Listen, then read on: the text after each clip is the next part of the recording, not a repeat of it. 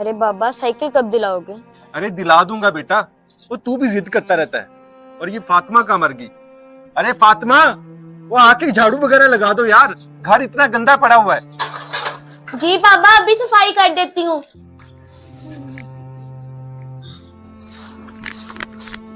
अरे फातिमा, तू यहाँ पे झाड़ू लगा रही है और मुझे इतनी जोरों से भूख लगी है, चल जा मेरे लिए खाना लेके आ। जी पापा अभी लाई। अरे पापा साइकिल का क्या हुआ? अरे दिला दूंगा तुझे साइकिल, तू भी हर टाइम साइकिल साइकिल ही करता रहता है। चलो अंदर।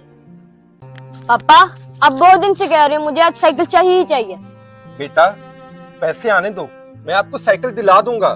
मैंने आपके घर पैदा होके गलती की, काश कि मैं किसी मीर के घर पैदा हो जाता। भाई भाई ऐसा नहीं कहते। ये ले बाबा, ये कुछ पैसे हैं, भाई को साइकिल दिलवा दे। इतने सारे पैसे ये तुम्हारे पास कैसे आए? बाबा जो रोज आप मुझे 10-10 रुपए देते थे, उसी को जमा करके मैंने इतने पैसे इकट्ठे किए हैं ताकि मुश्किल में आपके काम आ सके। बेशक बेटियां बेटों से बेहतर एहसास करने वाली हैं, इसीलिए तो अल्लाह पाक ने उनको रहमत बनाकर भेजा है।